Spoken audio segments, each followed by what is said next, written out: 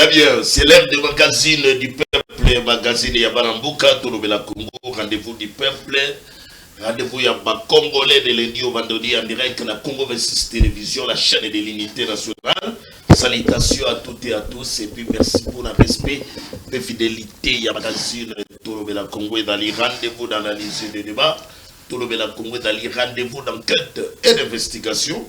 Tolobela Congo dans les rendez-vous de la dénonciation, Tolobela Congo dans les rendez-vous d'actualité. Ma Congolais d'ici comme ailleurs, vous avez un souci à cause de l'informer que vous avez la République démocratique du Congo, parce que nous avons un seul patrimoine. Oui, c'est la République démocratique du Congo. Vous avez un souci, vous allez informer à travers ces magazines Tolobela Congo, dans le temple de la démocratie. Cela va nous permettre de décortiquer les points essentiels et actualités. Et surtout dans les téléspectateurs, le sujet est affiché dans vos postes téléviseurs, le numéro est affiché. Vous avez sur YouTube, vous avez sur la plateforme numérique comme Facebook, partout. Vous avez s'abonner, dans ma réaction. Parce que vous avez la mission Awa. Nakati ya plateau la mission magazine Tolobela Congo tonali lelo ya kozala ensemble awe tant que journaliste d'état très chers téléspectateurs na focus et dans sur essentiel ya l'actualité notamment na makambo ya invitation ya C64 et puis d'autres membres et opposition Sénéco et puis SSC par le président ya Burundi ou dans le président en exercice ya Union africaine. Martin Fayoulou, Delis Sanga, Jean-Marc Kabound sont déjà présents à Bujumbura pour répondre à l'invitation. Il y a Evariste Ndayishimiye, le président de Burundi. De l'autre côté, Moïse Katumbi, il y a délégué le secrétaire général et puis Sénéco na SSC va affirmer présence de Bango et Sesama Burundi. Mais tout autour, il y a invitation, il y a président de Burundi. Question est d'aller, quel est l'objectif? Il y a des marches, il y a Evariste Ndayishimiye. Nega bomoni yango na tchena début wana bomoni ba pesibiso cardinal Fridolin Ambongo, bomoni Cholet de l'autre côté bomoni Martin Fayoulou. Baba série ya ba image et Rosala Ebele parce que c'est aussi un magazine pédagogique pour permettre dans les téléspectateurs de comprendre l'analyse de Rosala awa na plateau magazine Tolobela Congo. Le sujet du jour est dans l'invitation de l'opposition SSC Sénéco par le président de l'Union africaine. C'est un piège ou c'est une opportunité. Pourquoi n'a tout ni motuna oyo? Au regard, il y a une annonce, il y a marche qui prévu le 8 juillet. Oyo, C64 va repousser pour le 22 juillet. Balobi va d'abord répondre à l'invitation à Evariste Ndayishimiye. Mais entre-temps, dans les téléspectateurs, oh, Ndayishimiye, casquette nini, oh, a quoi agir réellement. Est-ce qu'il a quoi agir comme allié à Félix Antoine Tshisekedi, au regard même, il y a un voyage, oh, tout le monde qui est récemment, a oublié que ça, le voyage, ah, il y a qui en a Kinshasa, réussi par le chef de l'État. Est-ce qu'il a quoi agir, na qualité, il y a président de l'Union africaine. Est-ce qu'il y a quoi agir dans la qualité? Il y a engagement militaire au dedans comme on a armée burundaise au côté M23 dans la partie Est. Il y a la République démocratique du Congo. Laissez-moi vous informer que FCC, José Makila, proche de Joseph Kabila, a critiqué C64 pour avoir répondu favorablement à l'invitation du président burundais. Bango déjà va critiquer en gros, tu es pété position à famille politique ya Kabila, ceux qui bango position na bango dans l'inégalini. Alors bah éviter va comme les biso awa na kati ya plateau, ya magazine Tolobela Congo, to daire ya boyamba mwana mbuka Serge Taboko pour le compte ya ICD. Tout dans la Mitterrand, et puis bande comme ça va rejoindre biso. Mais tu recommandes d'abord na Serge Taboko pour avoir des détails, explications par rapport à report na bango basali ya marche. Par rapport à l'invitation, Mandimi va répondre, il y a le président Evariste Kuna, président de Burundi. Président Yambayo, Mwanamboka, Serge Taboko. Bonjour, chers compatriotes. Merci, Nico Yves Mikolebele. Mikolebele Makasi. Nous sommes pour abattre tout le monde, les sous-zana, les autres colongolo. na remercier Nzambe pour abatelinga bateli bandeko bele bakolanda biso l'ensemble de biso avec citation yo Nzambe oyo kila biso mawa pour que continue penda tant molai te ba congolais bazonyo comme makasi koleka donc dans l'histoire ya mboka na biso c'est pour la première fois tout le monde que mboka ezala occupé mais na timing ya molai bo.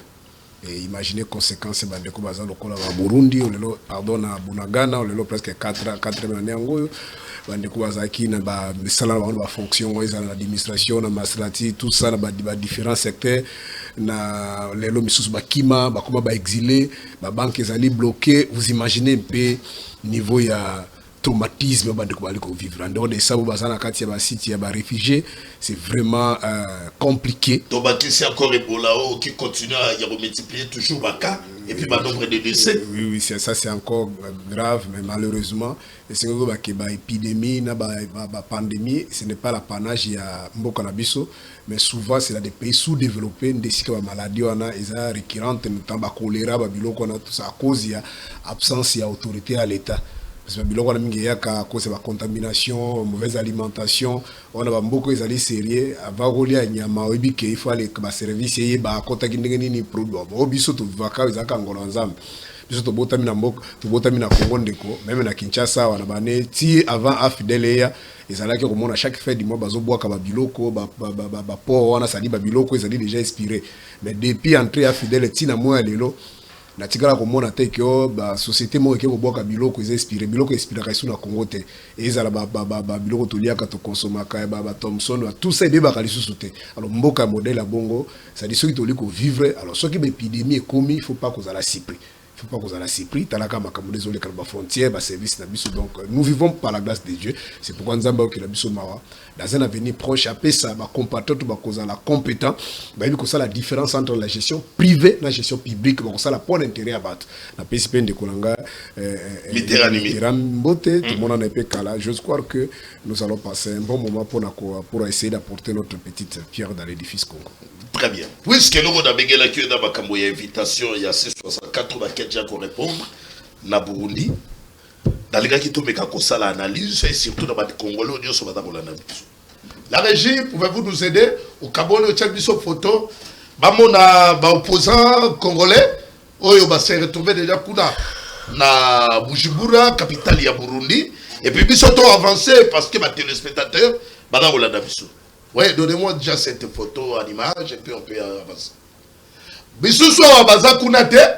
Wala bomoni Martin Fayulu, bomoni Delis Sanga, ba oyo baza kuna présent. Jean-Marc Kabou bel bien présent kuna na Bujumbura. Mais en attendant biso atoda ko avancer. Moi na mboka Serge Taboko. Motuna na me liboso. Nengo monde d'animation bacha ngo na télévision. Invitation ya opposition na Burundi. Boyamaki ya ndenge nini? Analyse à liboso. Est-ce que considérez-vous parce que Bossali report ya marche, il a eu prévu le 8 et bon même bien le 22. Considérez-vous comme un piège ou bien c'est une opportunité ou il faut fongo la queue et l'on a biso na crise politique autour de la sécurité. Non, pour na biso na Tomboto ali kosala, ce qui est vrai, nous ne sommes pas l'église, même l'église peut bakuba izali, mais pour nous na liti factuel politique to ali kosala pour l'intérêt mboka, tous mona likambo ya piège na kati kuna te. Soki mutati attendre piège na ye moko akutomber na kati ya piège na ye. Non, il y a rien de piège, ce qui est vrai. Moi, je suis un homme politique, je suis un homme d'État, je suis un secret mosusu na ba plateau, mais batu ba mona ka tek invitation yekini batu baki. Avant makambo ekoma surtout après sitting la biso oyo sala ki ba dégâts, il y a eu beaucoup de rencontres. Ça, je te dis qu'il y a eu beaucoup de rencontres, ils ont un niveau Union européenne. Dans l'ombre, dans les médias, peut-être si je peux dire même, il y a même l'un membre du gouvernement, la justice, il y a qui comme on a bango, rencontre, on est là qui diplomatie, c'est qui dit.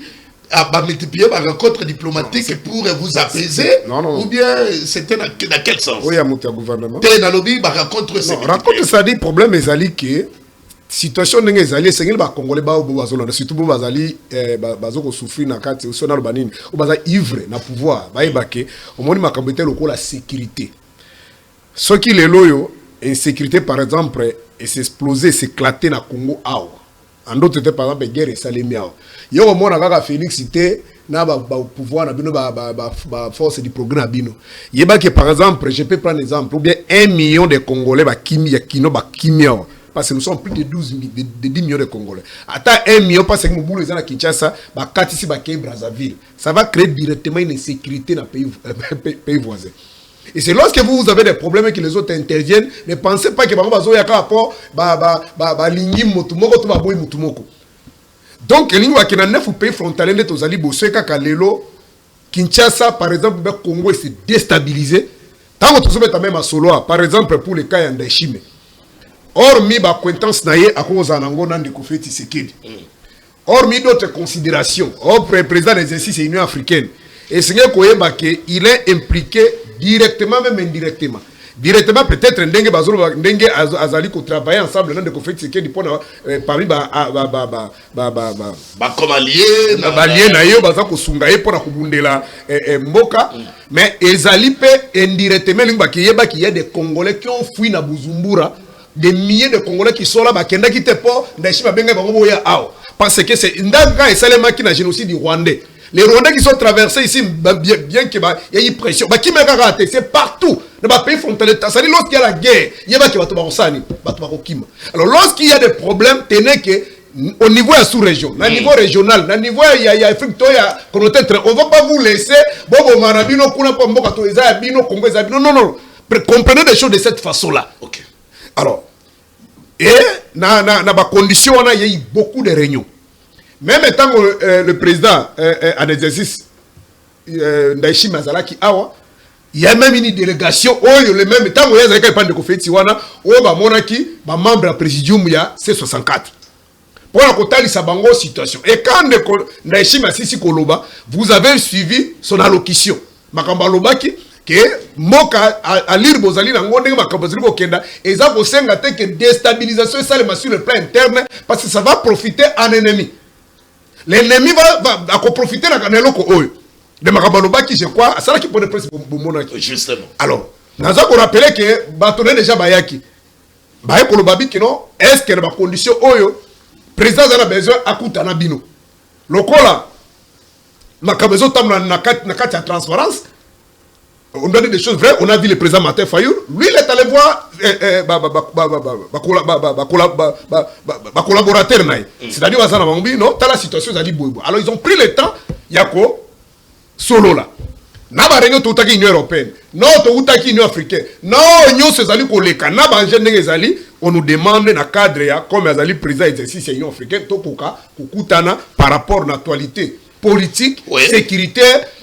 Il y a situation, il y a mboka ndenge na liko tambola toko ka kokutana po toyeba ko institutionnel to bandenge ya kusolola papa yo okoboya ndenge nini yo mutozo talanga okoboya ndenge nini boto avancer parce que na biso nde pona kosaba comme ndenge transparence ba fanda ki ba sololi batali ba pour et contre bon souci na biso bito to sala ki C64 ezalaki te ya kosala ka ba marche ezalaki te ya koboma bato ezalaki te sope ya koluka mbongo ezalaki pour que ndeko feti sekedi a stopper ba velité diabolique oyo kotier na mutu ya koluka a changer constitution article soki lelo masolo oyo yesi mandashi mokukuta na Félix amoni biso e kalobi te makamona bino to sololi dit ça to moni ke ndenge Kabila salaki na 2019 après 2015 pardon après le 19 janvier 2015 après ma marche avec que non a stoppé loana on fait quoi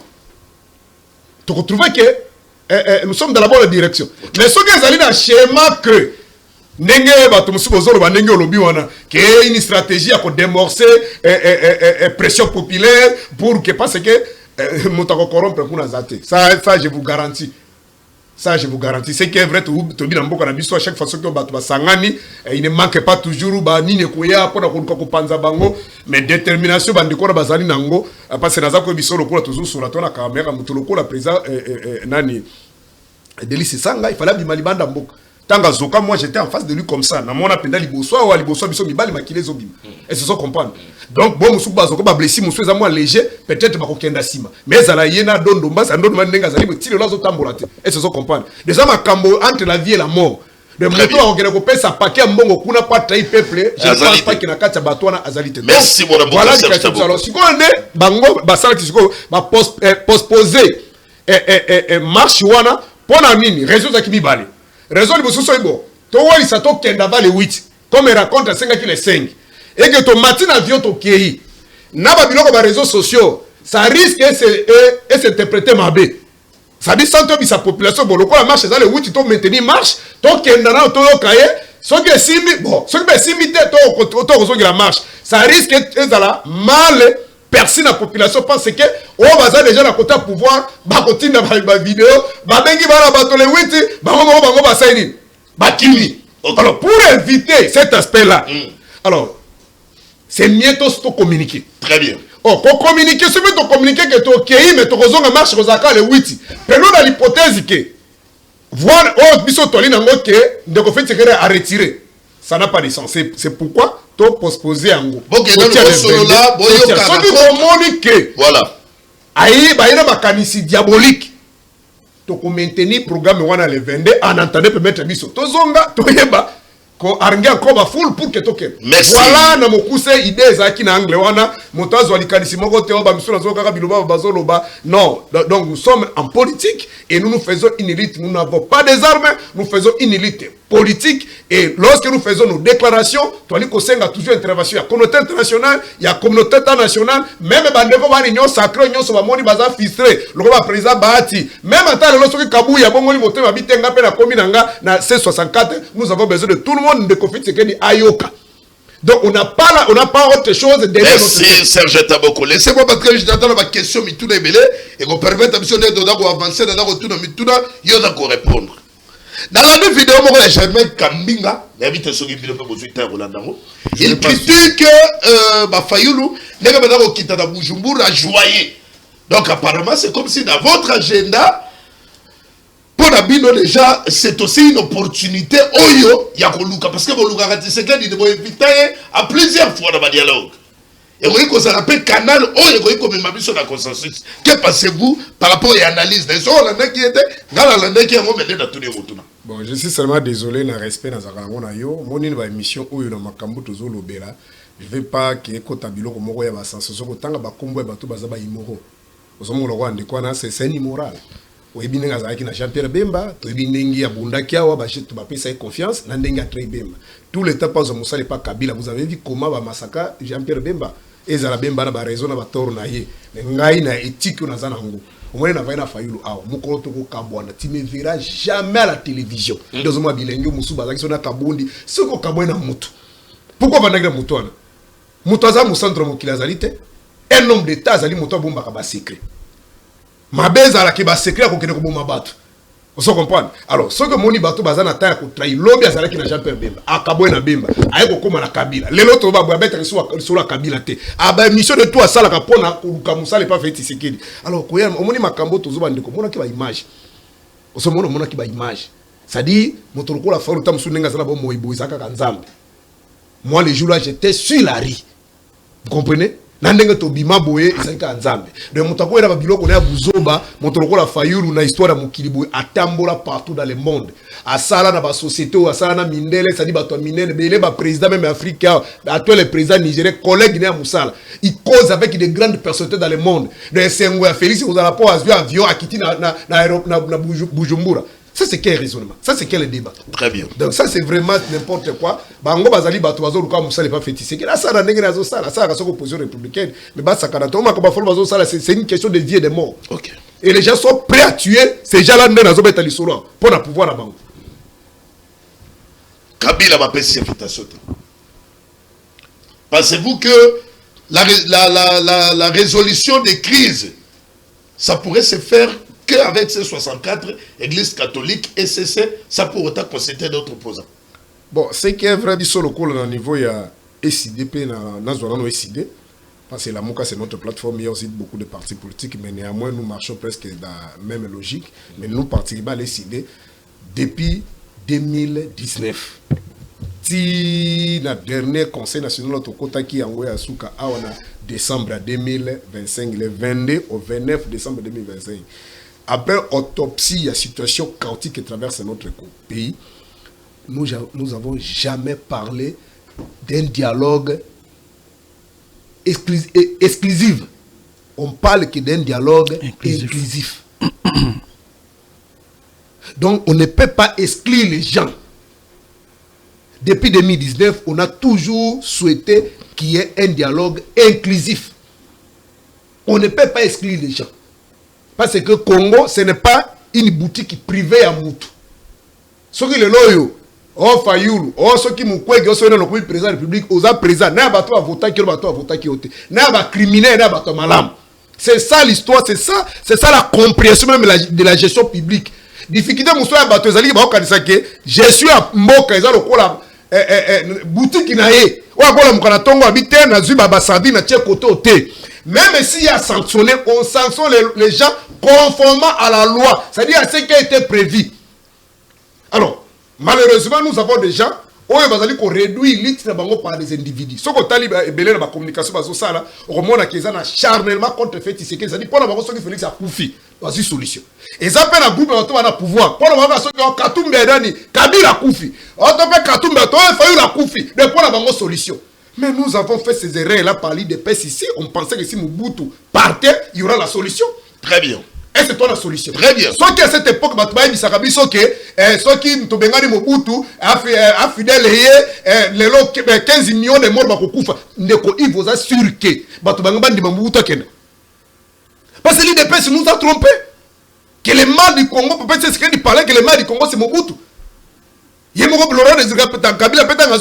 mal du Congo c'est Mobutu. Donc, cette photo, non. Peut-être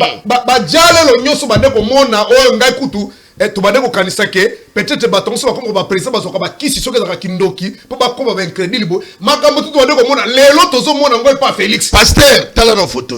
Donc, inviter C64, inviter l'église catholique, inviter l'ECC, Évariste Ndaïmichi à Marc-Réfléchi. Non. Sans Kabila. Moi, je ne peux pas. Ça, sincèrement, je n'ai pas toutes les informations en ma possession, mais je ne pense pas que Ndeko Kabila, Oyo na Simanaye, Azalina Batou Ebele. Dans le stade actuel, va éviter. Bon, ça, je ne connais, je n'ai pas l'idée sur son agenda. Moi, il faut éviter qu'on canisse Kenda Shima pour organiser le dialogue. Je ne crois pas qu'il y ait un dialogue. Non, quelle est la consultation? Consultation, là, par exemple, soit tu peux arrondir l'angle. Qui est là, qui parti au bout. N'a pas ce que pour na biso na schéma na biso dialogue na biso, tous allez déjà na format aussi to tia kiawa. C'est-à-dire cahier des charges va père nos pères spirituels. Auto benga pacte social. Ce que vous avez besoin, il y a intervention externe, sous-régionale, régionale, communautaire. Là, il n'y a pas un problème. Mais néanmoins, papa Moli, mon banda déjà la bango, mon en 2016. Faites ce que tu pas comme papa de Bazaraki. Mais papa Baza divisé. Baza divisé. Pesa Blaise, Pesa modèle-moi l'image Blaise, Abbé Blaise et puis avec les chefs de l'État. N'a d'autres religieux au Bazar la Kati, il y a catholique. En l'occurrence, je cite les noms, il y a Abbé Blaise. Pour naïe, si ma vie contraire. Et puis, tout à l'heure, on a un réseau, par-ci, par-là, on a une communication, mais il y a eu même un débat entre Martin Fayoulou et Peter Kazali. Donc, les autres, il y a une division, c'est de l'église catholique. Bon, c'est que vrai, l'église catholique, c'est mieux réduit, on a 5 ans, parce que l'église catholique, c'est. Voilà, parlons. 5 ans, c'est cette organisation. Tout le monde la 5 ans. Vous allez gérer après la catholique. Et c'est ce que la factuelle est moins mboka. Makambo yo et bandi mingi bandi na régime ya Joseph Kabila. Parce que tango papa Malula banda ko combattre Mobutu dans les années 70. Biso tigala ko mona te sango moko ya Équateur abimi na télévision. Ay parce que Malula na lokola za mutu akasai aza contre président mutu na biso na tigala ko kangote. Malula Koufi et Tchawa ko remplacer a combattre Mobutu. Plus grave encore, mais Tchaouna Mobutu bazalaki bato akwe moko. Mais a combattre ti au moment Tchaou Mokolazo a publié ba résultat 2006, l'élection 2006. Et Tchawa zalaki na mbet hôpital na poto avant Koufa. Les résultats qu'on vient de programmer là ne sont ni conformes ni à la vérité ni à la réalité. Et c'est ça qu'on comprend. Tout ce qui est là, mon côté. Mais tout le monde a moi, du lot de banda qui mingi avant l'élection en 2018. Tout le monde a vécu, je crois, si qui va soutenir qui nani Abbé Malumalu au détriment de tous les évêques. C'est que mon 5 ans les alliés regroupés, je crois, une affaire à 50 évêques, mais néanmoins, je crois, 48 inde chez Zach. Et ce sont là ndeko Yves. Alors, nakati na bango ezali c'est une structure. Ce qui déjà suit 48 évêques bazo représenter ba diocèse na bango. Oyo na Congo bazali plus de 1000. Sikoyo 37 ba signer document. Na biso bazanga 48. 37 ba signer document. C'est-à-dire quorum ezali atteint. De l'unico baké même na parlement ngo mona ka ba voter 500 députés en etikala ko sali mata mukolo moko te que 500 députés tout bayaka na parlement etikala ko sali mate musa ko zala zobela musa ko zala a voyager mais comme on a décision nyonso même na ribada do terre balbika que soki majorité ezali défini parce que nous sommes en démocratie tout le monde ne peut pas surtout que ba question ba question mususu ezali lié ba question politique donc tant au 37 déjà ba signer document pena kati kuna ezali kaka d'abord abe Blaise Kuto zotanga komba za ni avec azana SB pamba on participer à la réunion te ezali lokola ndenge par exemple président ndenge ezo décider par exemple à 64 siko moni a garçon moko na ya za kala biso kuna lobi ngala boy bango bakende Bujumbura et c'est makambo bongo ko sala ngo débat et ce qui me fait mal comme on a stratégie bande coup de paix c'est vraiment ridicule au moins même la géopolitique ce qui même sur le plan d'analyse de la géopolitique, géostratégique. Tant que ça est le Bongo, on débauché avec par exemple Ituri, on débauché avec par exemple à Congo central, on se reprend à Mbandaka, on exposé, on se retrouve quelques temps sur la Kassai, on tient la Kati, et on paie ça moi bien. Est-ce que vous comprenez? Et on paie ça moi bien. Donc, mais donner l'impression que bateau bazali pour Makambotou régime ezo sale ezaka bateau espace géographique linguistique moko ezo sonné salité makasi c'est pourquoi mon bandi abanda malula to mona makambo te ezo sonné salité de ceux qui même ko corrompre lukata ba évêque à côté mususu ozo comprendre bo ya côté botiki et on peut ça qui to côté. Nous avons vu la liste de Tshisekedi to mona ba mobaki to mona ba moleka et bande bo sala même lengi soka lobby Congo central et Telemi bandundu pas bandundu Grand Kassai et Telemi Kinshasa et Telemi et Tshisekedi na bon moi sans couper sa mbongo. Vous comprenez? Merci. Donc mais les lobbies ont pouvoir donner l'impression que ceux qui pouvoir résoudre une décision et que bateau va soutenir une décision il faut ça bateau espace géographique il y a chef de l'état au moment où nous sommes dans un pays où on a plus de 250 ethnies plus de 450 tribus, ça sonne les autres personnes qui sont côté, c'est vraiment trop ridicule. Et ces gens-là, ceux qui disent c'est abbé, ceux qui n'ont nani, donc c'est vraiment ridicule. Ce sont des débats on a dans besoin en côté. Vraiment, c'est un coup de paix dans l'eau. Très bien, merci. Nous avançons. Très chers téléspectateurs, nous sommes en direct dans Congo 26 Télévision. Autre actualité, tu informé. Dans les téléspectateurs, on va dire que moi, Namboka, Fall Mamba. Le Mamba et aux arrêts, je pense que la régie va nous aider à retrouver l'image pour permettre aux téléspectateurs, selon d'autres sources, à informer ensuite les noms conditionnels. Il y a déjà l'Académie des Beaux-Arts, à la base, il y a arrestation. Il y a mon amboka Fall Mamba. Est-ce que c'est une information vraie ou c'est une fausse information à niveau de parquet? Et puis, maintenant, on a mis sur la carte de ma source. On a pas sur l'information. Je la suis à mon conditionnel. On cite le nom de DG, il y a Académie des Beaux-Arts. On cite le nom, il y a président Jean-Marc Kabound, président, il y a Alliance pour le changement. Selon les informations, on a pas dans un conditionnel, Jean-Marc Kabound va dans la ramification avec le DG, il y a l'Académie des Beaux-Arts. Alors, dans la dénonciation, Fall Mamba, à l'époque, à l'opposition, il critiquait la gestion. Il y a DG, il y a l'Académie des Beaux-Arts, c'est dans ce sens qu'il y avait une plainte. Et à travers cette plainte, à l'époque, quand on a l'opposition, selon l'histoire, à l'information de Jean-Marc Kabound, à son tour, il avait appelé le DG, il y a l'Académie des Beaux-Arts pour retirer cette plainte. Mais chose étonnante, Fall Mamba maintenant est de retour dans le régime, il y a Tshisekedi et le retour à l'IDPS. Et par rapport, il y a ma déclaration, il y a ma motif, il y a... Oh, il va quitter Jean-Marc Kaboul pour rejoindre le parti présidentiel IDPS. Et motivant qui, en fait, et choquant que Jean-Marc Kaboul, c'est dans ce sens que Jean-Marc Kaboul, selon les informations, où il va proche à Mboka, où il a Dali aux arrêts, Malobi, Jean-Marc Kaboul qui a occasionné cette arrestation, il a appelé les DG, il y a Académie des Beaux-Arts pour réactiver encore la plainte, et Mboka se retrouve maintenant dans le parquet. Je pense que Maître Toussaint Beya va nous donner encore de plus amples détails par rapport à cette information. Comme il biso awa na plateau de biso magazine Tolobela Congo. Est-ce que ils ont une information vraie? Est-ce qu'il y a une fausse information? Il m'avait promis qu'il y a beaucoup de contact na biso awa. Tout le monde m'a commandé de zoyer. Ce qui ont été très rapidement pour tous bandeko d'autres invités va comme il biso parce que laissez-moi vous informer que le LOP ma problème il y a réseau et d'aller coup déranger ma casse. Biso, tu informer au moins les téléspectateurs, moi, je suis Fall Mamba et aux arrêts. Bato, est-ce qu'il y a mon déjà magistrat? Oyo, Ayoki et toi, Ayoki était, n'a communiqué dans Bango Balobi, arrestation de M. Fall Mamba depuis le 4 juillet 2026, selon les informations qui sont dans la possession de Biso. Balobi, il n'a pas été entendu. Et puis, condition de détention, il a dit déplorable. Est contraire à la dignité humaine. Tous allons nous mettre tous ces béas. Allô, maître tous ces béas. Allô, bonjour.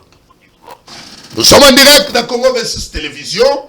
Tout bien dans le Mbango parce que l'État nous fait aussi défaut pour tous les informations par rapport à l'arrestation. Il y a mon Mboka Fall Mamba. Communiqué au Tomoni Batindeli Biso, on accuse les DG, il y a Académie des Beaux-Arts au regard. Il y a ma critique et la gestion naie au moins en boka. Fallement babadin qu'on dénonce, c'est dans ce sens que à qui encore qu'on réactiver plainte naie, bakangi et puis aussi les noms de Jean-Marc Kaboul. Donnez-nous l'éclairage pour que tu éclaires ma téléspectateur au madame Olandabiso parce que nous avons un conditionnel. Mais yo vous êtes les proches et selon les informations, na plainte à vous yo peut la carte. Merci beaucoup la moto pour éclairer la les gens doivent comprendre que désormais, tout comme si j'ai mon corps à abattre les hommes à abattre, d'autant plus que nous avons quitté l'opposition pour aller défendre l'intérêt de la nation. Et c'est comme ça que le patriotisme s'est animé en nous pour défendre l'intérêt de la République ou encore du régime. Et donc, depuis que nous avons pris l'option de quitter le parti politique Alliance pour le changement, il y a ex-président Abisso, Jean-Marc Kaboul, et désormais nous sommes figés, nous sommes des hommes à abattre.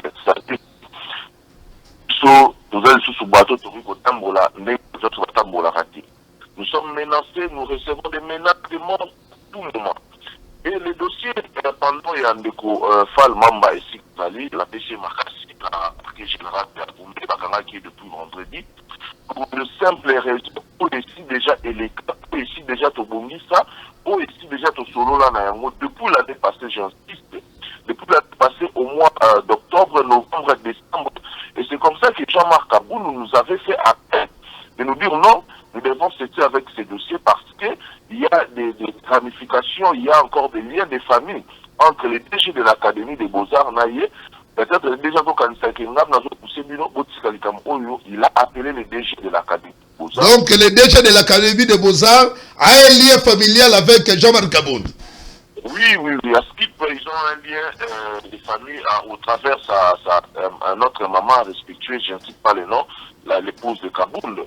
Et donc, et également, comme on nous a fait entendre qu'il était partenaire, c'est un partenaire du parti, alors on ne peut pas s'attaquer à lui, on doit laisser ses dossiers. Bon, quelle est maintenant la raison, il y a rebondissement, il y a dossier?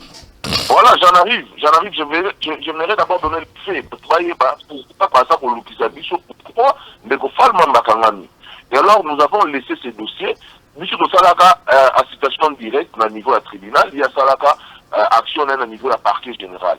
Alors tout a été mis au fin, donc au frais. Et Fanda et Sila, Tomomisaki. Voilà, tout ça, nous, la formation politique, à Kaboul, pas à Kaboul.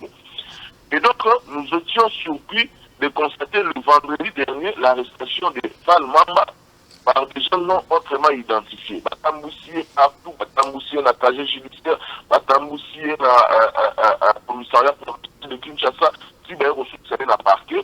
C'est là où on a réceptionné Fall Mamba. Et d'ailleurs, d'après, c'est le même jour où tout juste les candidats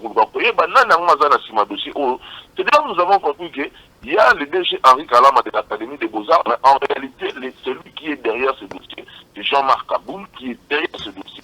Là, l'opinion doit comprendre que nous sommes en train de faire mal, nous sommes en train de gêner. Tout ce que nous sommes en train de dénoncer, et ça lui que gêner Bango, en tant que communauté à battre. Les commandes les plus virtuels, les commandes maintenant, les alliés physiques, au bout de ça, menace de mort, attaque. Alors ici, je profite de la micro nayo, pour la chef de l'État, président de la République, Félix Antoine Tshisekedi, a mais quand même dans la situation sécuritaire, dans la situation de nous sommes maintenant en danger. Nous sommes en danger et l'État, il est question aujourd'hui de dénoncer tout le bas, parce que dans le qui est comme commis, tout le monde est même pas la cime à dossier. Très bien. Voilà, tous voilà Moka. Maître Toussaint Beya, ancien, il y a parti Alliance pour le changement, il y a Jean-Marc Kabound, il y a aussi éclairage, il y a Seloye, alors vous avez plus implication à mon côté, chef de l'État Félix Antoine Tshisekedi, parce que Kolongwa d'abord en opposition, pour qu'il va rejoindre quand maintenant il y a régime Tshisekedi, c'est dans ce sens que ma déclaration va s'arrêter. Et que choqué Jean-Marc Kabound, dès si au moni bango va commis à New Abat, alors vous avez mon côté abattre la banque. Nous avons gardé Serge Taboko, nous avons un souka parce qu'on ne fait pas les débats. Bango, vous respectez quand même ma décision à partir de Bango. Mais Maître Winer, très rapidement, il est réaction à chaud par rapport à l'arrestation à Palma. Merci beaucoup, très cher Yves Lamba. Population dans son ensemble, Bakolim Bisangaï, tout ça toujours na komata, kokita, kokota na plateau, kili justement pour nous couper ces éclaircissements. Dans ma camion, c'est dans la République démocratique du Congo. Mais par rapport à dossier au Italie, Fall Mamba, où Yazaki ancien opposant, et qu'aujourd'hui, Fall Mamba Andimaki quoi rejoindre quand il y a pouvoir, parce que à comprendre que dans l'opposition, lui personnellement ainsi que les autres, Bazo s'est retrouvé, Bazo mona que l'opposition qu'ils sont en train de faire, ils ont opposition à haine, donc des questions factuelles, des questions de fond. À l'opposition, on ne les traite pas. Alors, non, Bango Baza légaliste, ils ne peuvent pas continuer à rester dans Babilo comme ils ont la sens. Mais conséquence, c'est ça que la dénonciation dans la République démocratique du Congo est consacrée dans la Constitution de la République. Donc, c'est-à-dire, lorsqu'on dénonce d'un fait, et c'est que l'autorité établie, mais que une investigation n'a pas fait dénoncer, pour la kota été makamba dénoncer, ils ont soloto, ils ont lokota. Mais à ce stade, Ndeko Fall Mamba a dénoncé la situation où ils ont les canana Académie des Beaux-Arts, et d'ailleurs c'est une situation très très tragique où ils ont que l'autorité il faut s'impliquer pour que sauver l'Académie des Beaux-Arts. Mais voilà, c'est le DG Académie des Beaux-Arts où il y a bénéficiaire, il y a ordonnance, il y a chef de l'État, et c'est lui qui veut maintenant combattre le chef de l'État pour faire arrêter le communicateurs qui sont acceptés de donner leur âme et leur esprit pour défendre le régime, pour défendre le peuple congolais dans le bon sens et avec beaucoup de lucidité. Alors, les lois qui sont dans les cours et tribunaux, dans les parcs, ou soit vous êtes en train de nous pousser, nous qui défendons le chef de l'État chaque jour, il y a Kotika, alors Kotika l'opposition, il y a le chef de l'État, il y a le pouvoir, il y a le balingi, parce que ici, il y a d'autres compatriotes, voire même le chef de l'État. Et le chef de l'État, étant que démocrate, alors non, il faut les laisser. Non, mais on vient d'arrêter encore les faux députés. Non, les faux députés. Parce qu'il avait passé dans une émission, il a traité le chef de l'État faiblard. Mais il faut tenir des propos orientés et non tomber dans des coups des injures. Le chef de l'État a une famille. Le chef de l'État a une famille politique. Le chef de l'État a une famille biologique. Injurier un président de la République, moi je ne peux pas l'accepter. Même nous à l'époque, on n'a jamais pensé à injurier monsieur Kabila aux médias comme ça. On n'a jamais fait ça. Mais ça devient de trop. Alors ce sont nous là, on va défendre le régime. On défend les bidets, les actes que le chef de l'État est en train de commettre ou soit de faire pour l'avantage de notre peuple.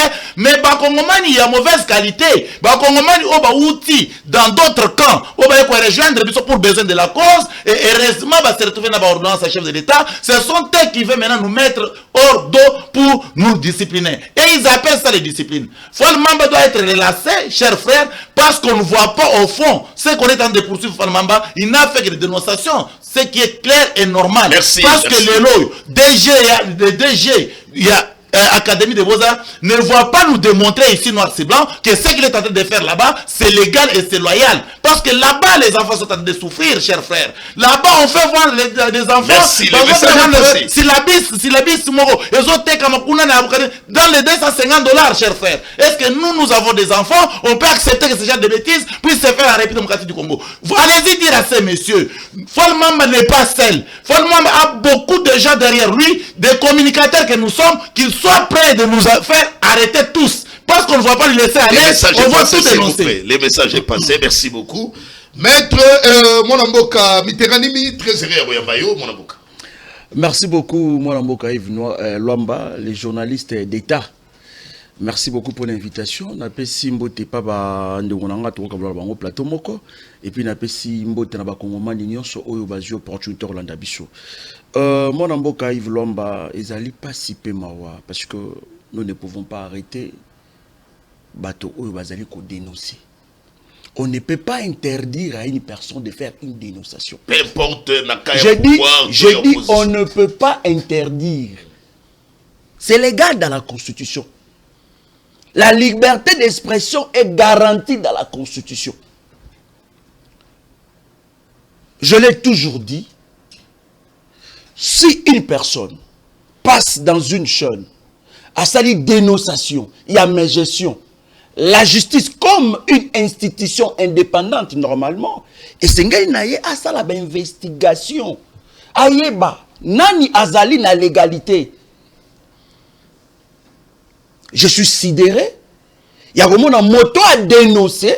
Au lieu justice à ça la mosala na ye, mais justice il y a zali ko précéder na pression, il y a un individu, soi-disant un DG, je ne sais pas. Il s'appelle encore comment? Le DG de l'Académie des Beaux-Arts. Donc, on peut comprendre que il y a ça ne va pas na Katalimo. Merci mon amboka. Je pense que moi je pense que oui. Bon, tellement essentiel. Vous avez dénoncé l'autorité Bayoki Kabuya. Faisons un effort quand même. Il y a protéger pour défendre les chefs de l'État. Non, le problème n'est pas seulement la justice, c'est la justice qui doivent nous protéger. C'est la justice congolaise. La politique, à un moment dans la rappel, ça pèse aussi. Ouais. De 5 ans à Kabuya, bateau badako yako bundela kolobela ka chef de l'État. So il peut badako lokotaka bango et ça peut à un moment ce qui va réseau exacté. Franchement, tout d'abord, c'est nga luka commandé il y a ko réorganiser secteur rwanda dans la vie. Dans le belga ka bango te même pas de position. Vous avez le droit vous la protéger. On a élégance dans le pays où il y a la démocratie. Ndeko Israël o bauti kokanga. Les faux députés. Les faux députés. Parce que la Tenagi va propos peut-être. Il a traité le chef de l'État faiblard. Mais c'est quoi? Alors, il y a un retard. Nous sommes dans un état de droit, mon frère. Mais il y a eu une personne, Naza Gougoumé, ça soit qui maire, il y a na Kasaï, à soit qui constitution à Kataki. Oui. Il est sanctionné. Il est sanctionné. Est-ce qu'il a été arrêté? Non, il est sanctionné. Mais normalement, il devait être arrêté. Assemblée provinciale des il devait être arrêté. Nous sommes dans un état de droit. Nul peut être au-dessus de la loi. Dans un état de droit, il n'y a pas de personnes fortes. Nous tous, et c'est nous tous là, n'a même pied d'égalité. Très bien. Très bien. Entre Fall Mamba ou à cette dénonciation, le monsieur, normalement, et c'est là qui azala aux arrêts. Tu vas comprendre que rien ne va en République du Congo. Ok, laissez-moi avancer, très chers téléspectateurs. Quelle est notre actualité pour informer les téléspectateurs au Badar Oulanabiso? Donnez-moi très rapidement l'image de Snell. Les téléspectateurs vont d'abord informer Bisso. Tout d'abord informer les téléspectateurs au Badar Oulanabiso. C'est aussi important. SNEL peut rebetela maboko soka na kosa musa malamu. Soki mo musala malamu salemi, il faut rebeta pe maboko. À travers les DG, Teddy Mobaluamba, après 15 ans, SNEL maintenant lance les recrutements. Grâce aux efforts, il y a directeur général Teddy Mobaluamba. C'était le dimanche, SNEL a lancé les tests. Et Salemaki, dans un objectif, il y a pour régénérer le personnel na niveau ya SNEL. Les tests s'est déroulés à la haute école de commerce de Kinshasa. Et c'est là où Salemaki. Toboyi makambo dans la gagao liste bozo batonangai. Maintenant c'est une question de compétence. Le DG de la SNEL a sali fort. Alors cette fois-ci to quelqu'un to sali test ba étudiant boya na bateau aussi ici boya to vanda wana si vous êtes compétent devant les papiers on répondre au côté de la SNEL au bani musala. Bon, on a respect dans les téléspectateurs, je crois que je vais me justifier. Je salue très rapidement, à la même occasion notre nouveau secrétaire national en charge de la communication, Mwanamboka Adrien. Il n'y a pas un problème. Ah, c'est lui qui a remplacé Maman Chantal. Oui, comme nous sommes avec les autres, permettez seulement que le débat continue au lieu de m'écarter, il n'y a pas un problème. Alors, mais je voulais dire quelque chose. Merci,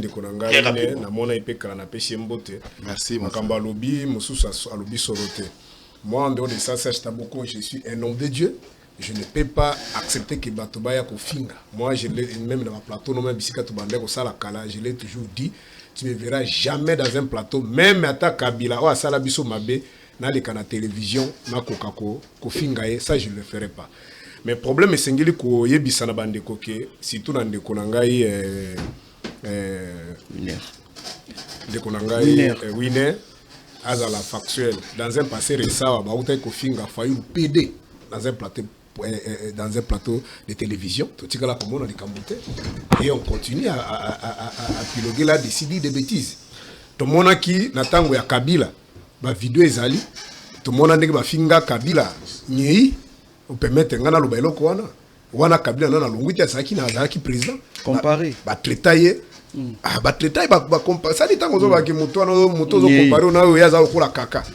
Même pétango l'ongu na pouvoir, awa, sous régime fait, c'est quel tout le monde moussou sous tout le là, comme mokonzi, na makambo italia, bah, c'est ça qui a traité et caca. Donc, or mi ba insulte to yebi ba de coups de pèse, ba messa nango, ya kofinga, surtout makambo anzoto, ba maman, makambo belé. Donc, vous êtes mal placé à Kolobakebino, Bossala et Angote. Et ils allaient me raconter que c'est que dans la cas trop dur dans les différents chefs de l'État, notamment le président Mobutu, à traiter fou, la vidéo est allée. Donc, Kabila, quand on en parle, mais pas les délais à dénigrer, il y a le belé, mais ils allaient mal à monter. Pas si au yoki, ne pas sur bande comme ça, ça la canne bayoka. Ce qui démarche ne vous allez pas combattre ma camona, je serai très à l'aise, mais j'ai intervenu dans le sens qu'il n'y a pas d'abino, il bonda que ça l'angoté. Ça, je ne peux pas. Voilà, là on ne peut pas soutenir. Très rapidement. Oh, la libérer ngandé. Ok, allez-y. Et là, comme sous le lobby à DG à Nini. Bon, je ne sais pas, je n'ai pas tous les contours, il y a Makamba SNEL, mais néanmoins, c'est qu'on rappelle qu'il y a des millions, pas des millions, mais il y a beaucoup de compatriotes au bazar national, combat temporel, au bazar engagé, au bazar belé, bazar la kamoussala. Ça dit bazar déjà dans l'expertise. Alors, bateau va quelque chose, ils allaient pas se SNEL, ce qu'on l'a dit bien, c'est qu'il y a aussi la partie administrative, mais les amis qui les alliés techniques. Bateau va jouer on est technicien si na institution technique. Apparemment ce n'était pas pour les techniciens. Il a eu plus pour la côté administration, dans le côté caisse et tout ça. C'est qui na côté caisse, on a problème les alliés pensante mais ceux qui étaient makamboko la technique bande que belo monde ba retirer biso ba singana ba lopango ba zo risquer ba vie na bango belé ba futa makate ba vivaka ndé ba ka okata ba courant. Donc et seigneur kuma ko tenir compte de l'on a ceux qui ba ko régulariser situation na bango et ko zamala. Merci très rapidement là soit ndeko Boni Mandala après d'ailleurs revendre dans mon mboka Mitterrand mais a outé à partir à Kikwiti tout ça peut très serré à Boyambayo mon mboka na plateau de magazine tout le belako kuna bona na biso mingi ben ndeko Yves régulièrement dans la Dakayo surtout dossier qui dans mon camarade Nicole autour à Trans Academia. Voilà. J'étais toujours là et avec Armand régulièrement on parle. Lobby Nazakiawa, malheureusement c'était dimanche aux Alakité. Oh là là là. Ils sont là de lundi au vendredi. Ouais, c'est comme ça que Armand, j'ai dit grand merci Naïe déjà, le directeur et à programme. Il a insisté que dans une émission dans Yolilo, na pesi bande konyonso na plateau Mbote. Je suis très content surtout de retrouver les opposants et les hommes de pouvoir, place voilà. Nazali. Très bien. Par contre, on a un débat parce que tu vas revenir dans le sujet, mais très rapidement, présence d'ailleurs, donc nécessité quand même tout un espace pour communiquer. Qu'est-ce qui se passe Kunana qui kuti makambo botambola et surtout soyez ko sala un petit commentaire puisque tout dans le makambo yo il y a recrutement il y a test ouais salima à niveau il y a haute école de commerce à Ouada Kinshasa. C'est pour la première tout le monde 15 ans après Snell compte quand même comment rajeunir son équipe côté pas personnel. Réaction à chaud très rapidement.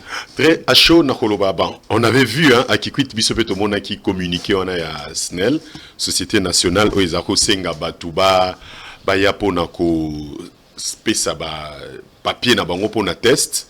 On a dit félicitations au DG Teddy mais tozande na makambu mususu makambu minene kolika oyo Italie recrutement na mboka Kikwit o Italie lotili. OK rapidement. Alors, Ndeko Yves, merci na espace nako zongelango. Le chef de l'État Félix Antoine Tshisekedi Tshilombo a yaki Kikwit le 26 mars 2026, l'année en cours, a écopé Sabana Kikwit courant. Kikwit est une ville qui a 53 ans aujourd'hui comme ville officiellement. Depuis l'indépendance et tout, Kikwit n'a jamais eu du courant. C'est seulement en 2026 que le président de la République a écopé Sabana Kikwit courant. À travers Central Yakakobola. Okay. Mais malheureusement, Ndeko Yves n'a pas de na plateau. Heureusement, na kuta ipena ba communicateur et chef bazali awa bayo kabaye baker courant oyo ya Kikwit lelo. Ezali, au lieu de la solution, ils ont problème. Courant depuis le 26. Donc chaque jour, et les caca, on a un problème. On dirait, après les lancements. Oui, on dirait que Pesio Mutukaya Sika, Pesio Carburant, Pesio chauffeur Ndeko Yves, mais comme Obimi avant comme un boulevard, Piné Longwe. Obimi avant comme un boye, portière et couille. Au Longwe avant ça la boye. Donc tout ne marche pas. Et Zongisi Kikwit, 50 ans plus tard. Tozela qui bat léopard. On a vu des léopards. Pour la première fois, les léopards, qui bat 9, qui a habité. Mais cette fois-ci, on a vu des léopards qui 53 ans après, 52 ans après, qui est la 16e de finale. Point. Oui. 53 ans après Kikwit est Zui courant, mais Zongisi Bisso, en 1960. Comment expliquer? La ligue dans un peu clair, hein? Je vais être très clair. Oui. Ndeko Yves, il faut qu'on ait nous, bandeko nyoso bazana Kinshasa, bandeko ya Tolobela Congo, faut pas bakena Kikwit courant etikala ko zalati. Qu'est-ce qu'il y avait? Bana Congo basangana ki ba Congomani na ndenge na bango, basombi ba groupe électrogène to banza viena biso Capo Bianco comme yemuto liboso, azwa ki idée ya ko somba groupe électrogène, a bendi basinga, apesi ba camarade na 5 6 courant na carte. Boni lobela après le lancement il y a central il y a Kakobola. Ya ngone na zoloba. Ngala dagi na oui dagi na ngala soirée na Kwilwa na Bandundu botikala ki na Bandundu président ye Kikwit. Voilà, président ye na se en vous. Ba fini bouton mukure ye. Bon, nini komi après maintenant. Après président. Tout le monde a même présence sur le ministre de l'énergie. Le DG de la SNEL, Teddy Moba. Azala Kiwana. Qu'est-ce qui se passe? Première ministre, Maman Judith Souminoa. Azala Kiwana. Voilà. Mais depuis Balança courant, il y a barrage 10 mégas. Donc ça déjà dans délestage. Courant il y a barrage 10 mégas. Totikalana nous kozalana courant, banda 5h, 5h il y a l'obité. Courant il y a barrage. Quartier Oignon Sobasinga et les cas. Et Tikala jamais qu'on soit courant à même moment. Donc tout est à refaire, on dirait. Quelle est la raison? Les notables disent quoi pour accompagner le chef de l'État? C'est comme ça que les notables balobi nangai moi Mboka Boni qui m'ambango kende pa ya Yves betape mololo mokonzi mboka ayoka. Yebisaye que bana Kikwit bakolela courant oyo et yakipo elongola bango na pasi et bakisi bango pasi makasi koleka. Le ministre il y a ressources hydrauliques et électricité faut azonga atala likambo oyo. Na tout d'abord une question hein. Na lobi na ye boni ba village o ezali environnant. câble tant que le moi dans mon tour ngai donc bi bo sala ndenge na transport tant courir ko les kalikolo est-ce que ba village environnant wana ba ko pe ba ko bénéficier na pendant les transports alors ba ngina ke ba ko sala effort même pour ba bakisa ba mégawatt mais siko ba ko bakisa ndenge nini kikwiti nanu parce que wana na lobeli idiofa na gungute kikwiti oyo fallait ezala le plus grand bénéficiaire sur la centrale Isaiah 10.5 kikwiti yemo kwaza déjà na 6 mégas. Mais na 6 mégas wana na lelo kaka 3.5 et salaka dans les 10 OEA centrales. Il y a beaucoup de problèmes. On apprend que gouvernement yezo futaba indienté, il y a Angélique. Oh, il fallait synchroniser les 3 moteurs pour que tous à la courant il y a 10 mégas. Totikalaka na depuis balança, ils a turbine moko yezo tourner. Turbine moko wana yezo tourner ndeko Yves. Okosala na TVT. Osala na radio T. Eza ekei ezongi courant ya ndenge balingi bakata kango ndenge balingi il y a confusion autour de la gestion et c'est là où on a notable bako benga ministre Molendo ameka kotala likambo oyo azui centrale ya Kakobola apesi gestion na Angélique bandeko oyo basombaki centrale wana Hydrokwilu EDC ezali ba société moko était kaka courant déjà na Chikapa ba yeko somba oyo ya biso ya Kikwit na 12 millions 12 millions ya ba francs ya ba dollars oyo ba pesaki gouvernement impact de gré à gré au basalaki na gouvernement pour bazwa gestion ya centrale wana pendant une trentaine d'années selon les informations à notre possession 12 millions na esali que tant que président yeko lancer courant na Kikwit tomona kwilu hydroté kwilu hydro azana biroté toko mi tout na ceux qui kwilu hydro azata na pince ou bien kwilu hydro aza atana nini appareil de mesure kwilu hydro logo nango batu na bana Kikwit tango na koloba ba otala ngai ezalaka ndenge nini eza couleur nini snel tomona ka S moko ya munene na moto ekopela ba yebisa biso logo ya kwilu hydro ezalaka ndenge nini kwilu hydro ngana vandi na Kikwit na botami na Kikwit na koli na Kikwit 50 ans tozo kokisa yango kwilu hydro bureau na ezawapi azana ba agent combien basala kanini tozana GCK pembeni oyo ezalaki mission de contrôle ba oyo faut batala ndenge nini musala ko salema lelo GCK a commis maître ministère ayeko réquisitionner j'utilise les mots et je les pèse ndeko Yves réquisitionner SNEL la dernière minute parce que associé na yé il fallait passer un partenariat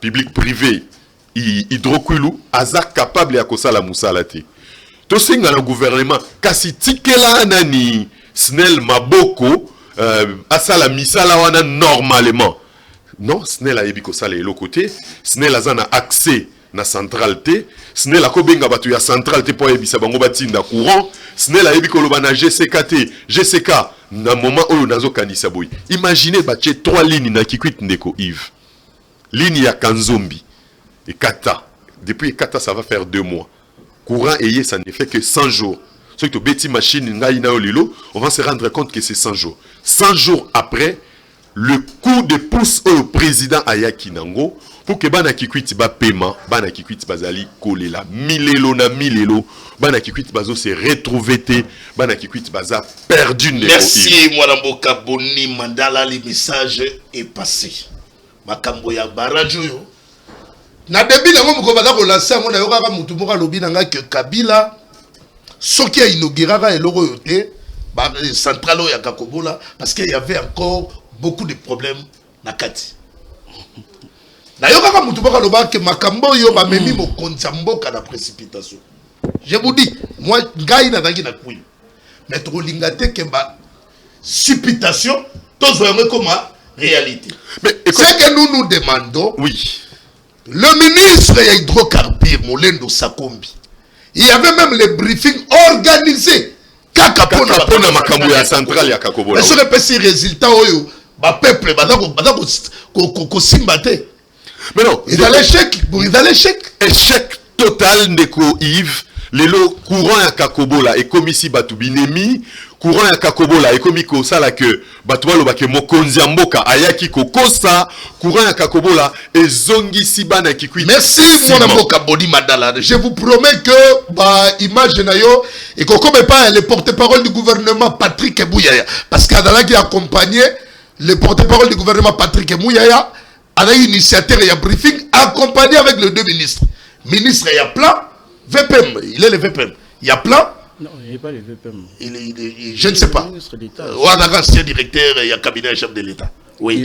Guylaine Yembo. Monsieur Guylaine, oui, excellence Guylaine Yembo. Guylaine Yembo, excellence, avec qui présent. Et puis le ministre, il y a ressources hydrauliques et électricité. Avec qui présent.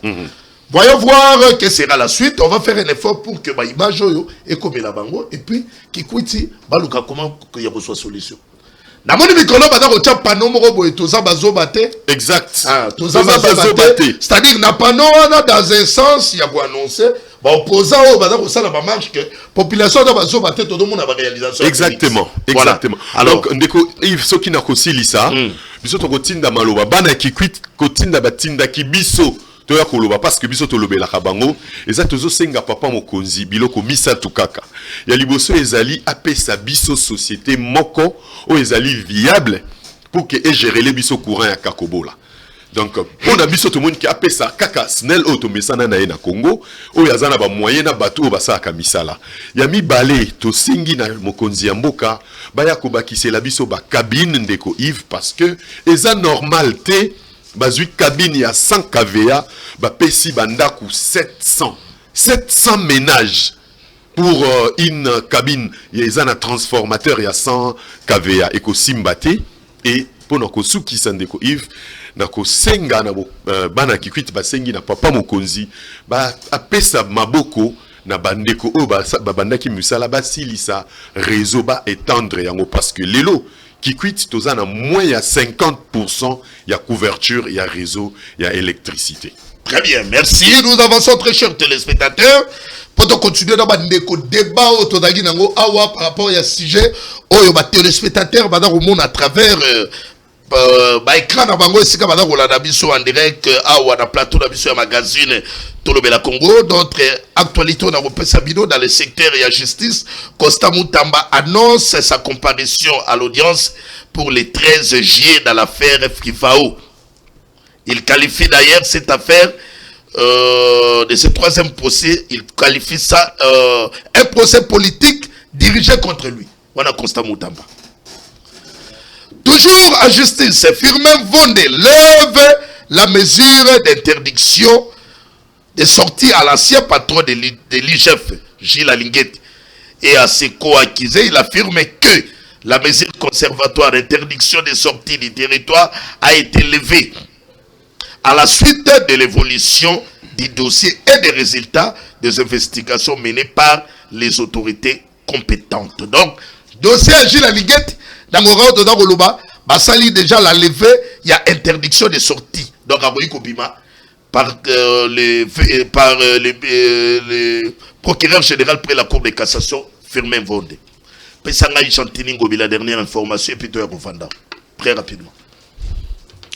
Le siège national de l'Alliance des Congolais progressistes ACP, avec un moment d'une rare intensité politique, devant le président national du parti Son Excellence, Jean-Tini Ngobi Lambaka, les membres du bureau politique et le secrétaire général, les cadres, les responsables des structures d'appui, ainsi que des centaines de présidents et vice-présidents de cellules de base, les coordonnateurs nationaux de la nouvelle dynamique des cellules et assistants du président national, Sidou Kassanda, a prononcé un discours qui fera désormais référence dans l'histoire de l'implantation de l'ACP.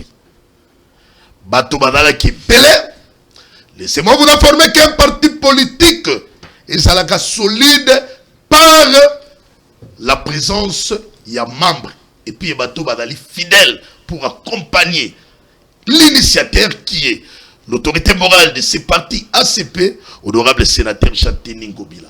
Très prochainement, Je vais vous balancer parce qu'on a le secrétaire général, le nouveau secrétaire général. À côté, il y a autorité morale, il y a ACP Jantini Ngobila.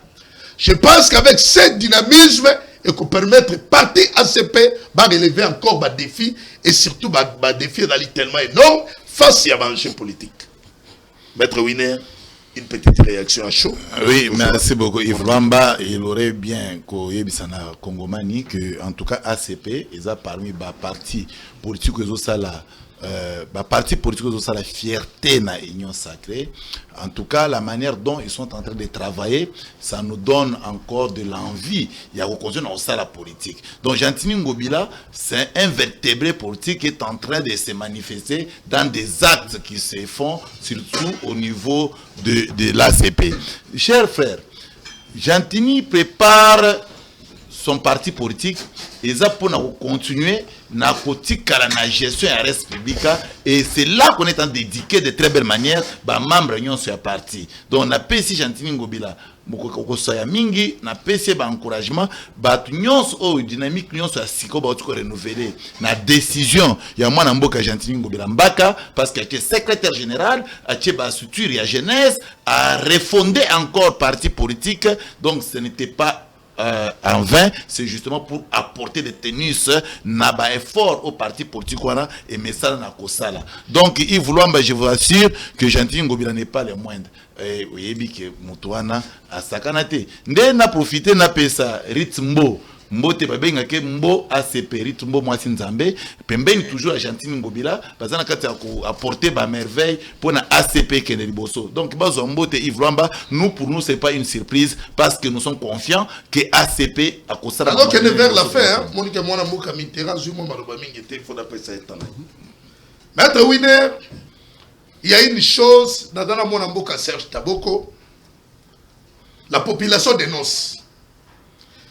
Pesangaï, le directeur de cabinet, Adolphe Mouzito, le VPM Adolphe Mouzito. Pesangaï, moi, je suis Blanchard Mongoma. Je vois des panneaux partout. Je vois des panneaux partout. Les lois, ils ont comme la Gilles à Lingeti. Blanchiment de capitaux. Est-ce que, oh, tu as dit que n'est pas papa ou Blanchard Mongoma? Tobenga chef de l'État. Enrichissement illicite tonini. Kala bateau azalaka bango na lamuka, bango yeyo. Ngai soki na mondaki mwana mboka Serge Taboko. Je pense que la régie tanga osala ba cadre ba ko so ba image na ye, bokomona ba kopesa ngai mwana mboka Serge Taboko. C'est important. Tango biso toyebaki mwana mboka oyo na pene. Ya Adolphe Mouzito, badako bunetumba oya lamuka. Oh lelo dalaka ngai kolo lamuka. Oh koto ngai kolo lamuka. Toyebaka ndeko ndenge tozalaka kokemba na position tozalaki na yango.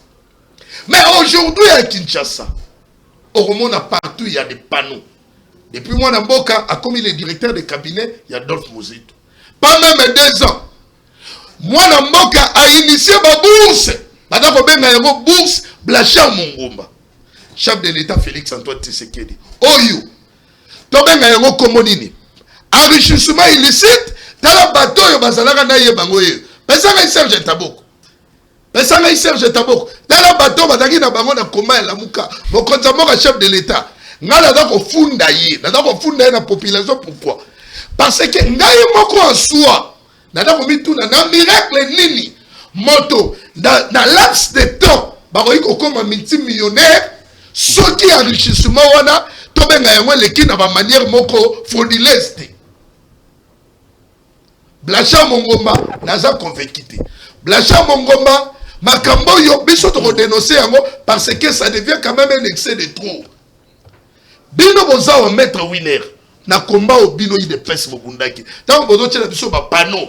Toza bazoba te. Est-ce que biso to dans la bazoba nandeko ndenge lelo ko biko pesa ba bourse ba 5 000 10 000 dollars moto biso to yeba kana ko tambola même vélo dans la ngote. Ndeko Yves Lwamba, je suis tellement déçu. D'abord, il faut que ça n'a peuple congolais. Pouvoir na bino critique là pour les cas. Il faut que ça n'a peuple congolais. Winner a un problème personnel nandeko Blanchard Mongomba te. mais winner aza na kati ya komona niveau mais gestion où ils ont cancrané na kati ya cabinet ya Blanchard Mungomba pembeni ya mfumu pa les doyens les patriarches Adolphe Muzito. C'est pratiquement difficile, inconcevable. Blanchard Mungomba, cher frère, a poni ba terrain ya kokota kosala ba terrain na ye akeko ya na terrain ya bourse. Donc Blanchard Mungomba a comme un niveau ya ko concurrencer Maman Denise Nyakero, la première dame de la République démocratique du Congo. Maman ayaki a poni amoni ke terrain ezaki vide. A côté pour asunga ba na classe, mais Blanchard a na mbongo koleka. Blanchard a eu mbongo wapi.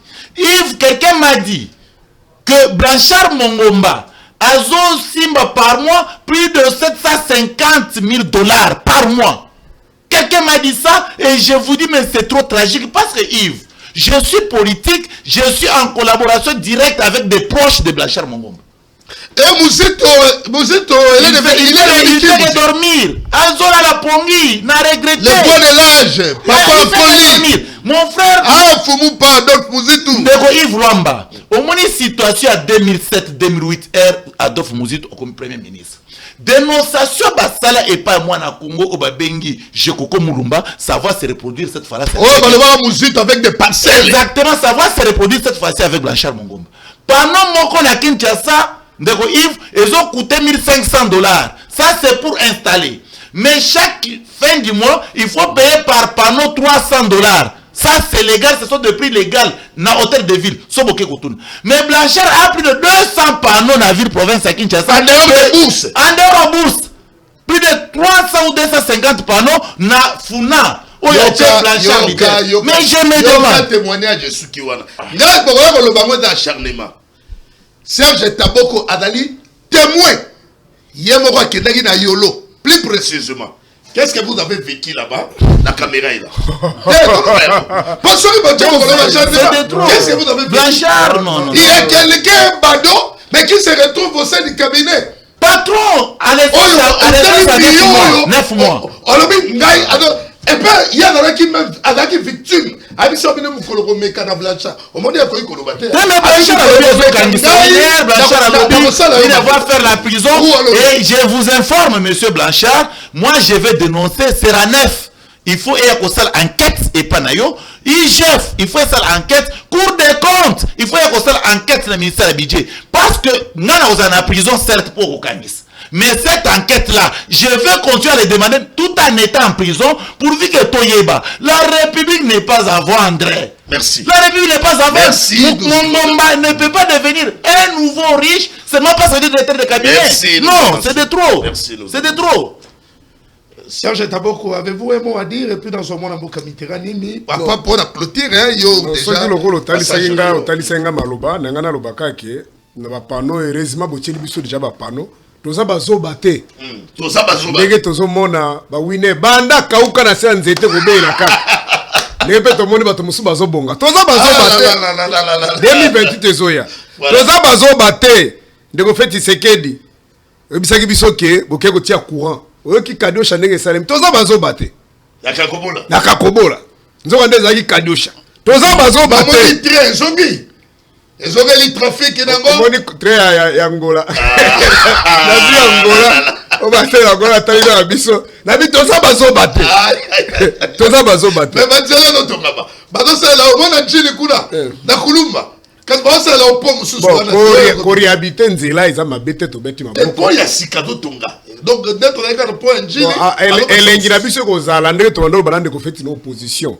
Qui mbongo à l'État, ils ont mbongo privé. Ceux qui ont ça, les Cambo, il faut ça là. Tracer la ligne budgétaire pardon toye baki bimaki autant ils a qui programmer boy entreprise et construction ils allaient entreprise boy travaux ça dit bablo quand on a besoin mais ceux qui allaient ba mbongo moka bazo defakati to ko ka ki mo conflit ko za te to ko na nyonga 20 milliards de to lingi biloko na te mais ça comprendre ça dit ba biloko na nyo sozo mona ki za ba biloko moko oyo ba mayu eza na kati mi toza bazo bate je suis prêt à mourir pour la guerre de l'Est.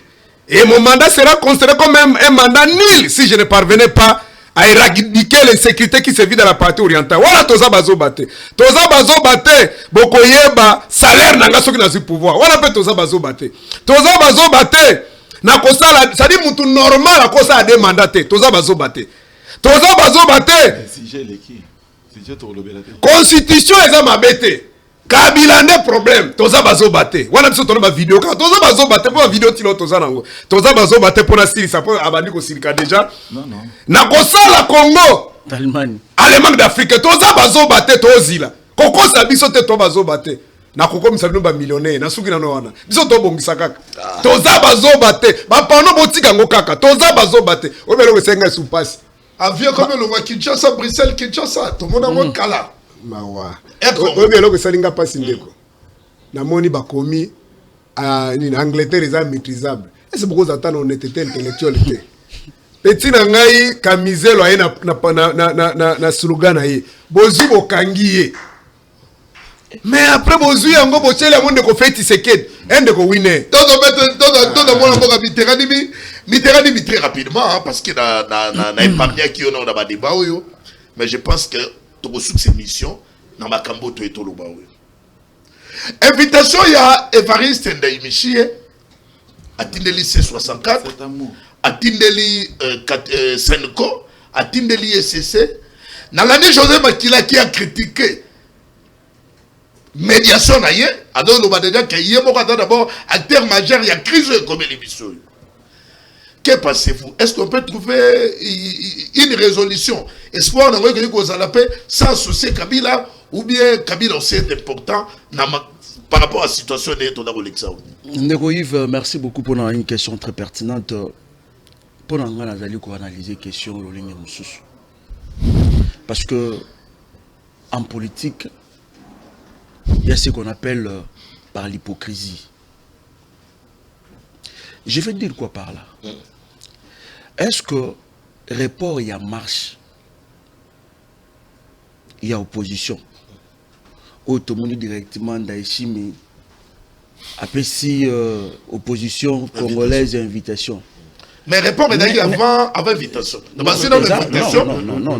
Après ça, il répond après. Non. C'est avant. Mais justement, il y a une communication. Il y a lobby qui répond. Dans le lobby, communiquer basé après. Oui. Non, on a traité l'invitation. C'est comme ça on a fait les comptes rendus. Ok, allez-y. Est-ce que invitation à opposition, n'est-ce pas, c'est une façon d'affaiblir l'opposition congolaise? N'est-ce pas, une stratégie? Vous n'avez pas confiance dans le président Burundi? Il est le président d'exercice. Moi, je n'ai pas seulement confiance il y a le président Burundi, aussi à Félix Tshisekedi. Pourquoi? Parce que avant Ndayishimiye il y a eu un président Ndayishimiye. Voilà. Il y a eu Evariste Ndayishimiye. Voilà, c'est ça, voilà. Il y a eu un président de l'Union africaine qui s'appelait Jean Lorenzo. Ancien. Parce que la a initié qui plusieurs fois de Félix Tshisekedi. Aluka ayamba opposant. Aluka ko initié dialogue moko za inclusif. Mais ndeko Félix Tshisekedi alingaki yango te. Ndeko Tshisekedi aboyaki yango catégoriquement. Mais boni lelo Evariste disons Evariste ça peut aller. Ndayishimiye c'est tout à fait normal comme on a matata. Accepter pour sauver ndeko Tshilombo. Parce que nga nazali komona eloko mo ezali komona na kati wana. Donc c'était piège. Ezali piège moko bacheli ba opposants sans le savoir. Parce que il y a un problème. On a objectif aujourd'hui, c'est le piège. Objectif nini oyo. Eza a quoi affaiblir l'opposition congolaise. Comment? Parce que s'il vous plaît, Ndoranga Yves Lwamba. Tout ça bana mikete. Ndeko Tshisekedi, il a un projet, il a changer la constitution. Oui. Et marche il est oui. J'y oyo. Et c'est là qui marche moko oyo population congolaise en balabala pour dire à Félix Tshisekedi arrêtez projet diabolique il y a changer la constitution. Et la seule personne oyo a kokaki en fait koyoka Félix Tshisekedi ko accepter invitation wana ezalaki Ndayishimiye oyo asali rôle na ye ya koluka kozala comme médiateur. Or en vrai dire c'est pas le cas. Biso toyebi très bien que Ndeko Félix Tshisekedi asali yango enfin que ba meka ko buba ba opposant. Parce que Tobi Félix Tshisekedi très bien, Tobi Lolengi Abetaka. Félix Tshisekedi c'est quelqu'un qui ne respecte pas les engagements. Qu'est-ce qui prouve? Kolongola ba opposant awa, kokende ti Burundi. Ba proposition nyonso opposition a kosala ndeko Félix Tshisekedi akondima yango. Parce que le vrai problème au Togo lelo, et ça d'abord l'Ikambouya Est, aussi l'Ikambouya changement en constitution. Quelle est l'assurance oyo ba opposant oyo ba kei bazali nango oyo ndaishima ko bisa bango que Félix Tshisekedi a changer constitution te. Mais maintenant, parce que ndeko nanga Yves Lwamba to ko sana yango te. Le président burundais Evariste a été kozala akalate. Et problème il y a changement de constitution, il y a modifier, il y a changer constitution. Et bandi le loté. Tant ça qui a pourquoi Luka quitté Kozwa ba opposant, Kozwa Félix Tshisekedi ba fonda autour d'une table, réfléchir, évoquer les cambo et changement de constitution. Pourquoi pas ici Evariste tant ayaki awa, ayebisaki ndeko Félix cité que qu'on change la constitution té. Ce qu'on lingi population bi mana balabala té. Ce qu'on lingi marche il y a le 8 juillet saramate. Longola idée machiavélique o ya ko changer constitution. Parce que kokera bango kuna assurance moko ezalité. Donc na koyoka yo mwana mboka Mitterrand ozo qualifier ba action nyoso opposition sali le comme blocage pour na Félix Tshisekedi. Eza blocage, oui. Mais aussi eza pe stratégie politique pour affaiblir l'opposition. Té dans lobby action nyoso opposition sali ba sala qui marche le 12 juin, ba annoncer émission le 8 ba reporter oti pour le 22. Donc ce qui yo na ba analyse na yo, on a qu'on reconnaître que Evariste Ndayishimiye a bengi bango pour que baluka commande ni ya ko apaiser ko luka commande ni ya ko fragiliser l'opposition. Ce que Tshisekedi est bloqué par l'opposition. Mais effectivement, pourquoi? Parce que l'opposition congolaise allait monter en puissance. Okay.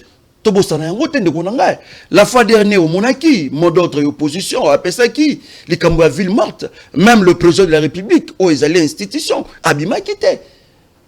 Même roulage Nanzera, tout le monde a quitté. La fois dernière, marche au Salamagi. Ah, vous avez vu comment est-ce que l'opposition congolaise a mobilisé qui? Mais vu les réalisations de Tshisekedi. Actuellement, je vous dis, s'il vous plaît, je suis un journaliste d'investigation et tant que journaliste d'État, Natamoli Namoni, partout dans toutes les communes, on a dit d'abord à Kinshasa, si on a représenté magazine. Il y a des constructions, des réhabilitations des routes. Mon frère. Et ça m'a bêté, c'est pas mauvais. Tout ce que Félix Tshisekedi est en train de faire, il est en train de faire ça pour le peuple congolais. Ok? Mais tout ça, non, s'il vous plaît, s'il vous plaît, nous avons une loi suprême où il faut organiser l'État. Et c'est-à-dire qu'on définit chaque institution, chaque institution. Et cette loi s'appelle la Constitution. Loi et lobby, mandat zali moko une fois renouvelable. Ce qui a moni à Salaki, madame Pona Congolais, à Kominasuka, c'est bon pour nous. Tobetile Maboko. Oui, ça ce qui a Tchakibi, c'est parce que c'est ça qui est passe. Livre qui est passe. Et cette fois-ci, déjà Oya Sali, je pense que ça suffit. Après ça, cette fois-ci, l'opportunité, na moto mosu soit koya, après ça passe. Mais laissez le peuple juger à travers les référendums. Non, s'il vous plaît, les référendums ne pas interdits dans la Constitution. Mais le référendum devient un problème lorsqu'ils allaient viser l'article intangible, l'article 220, où ils allaient limiter même le nombre de mandats, la forme républicaine de l'État. Et ça dit comment référendum au balinko organisé. Et ça dit pour na rôle ni, pour na mission ni. Parce qu'on peut seulement organiser les référendums pour 3 matières. Déjà à déplacer capital. En fait, c'est que dit ah ça la pour na yangote. Ça dit que ça la pour que Lukako changer la constitution.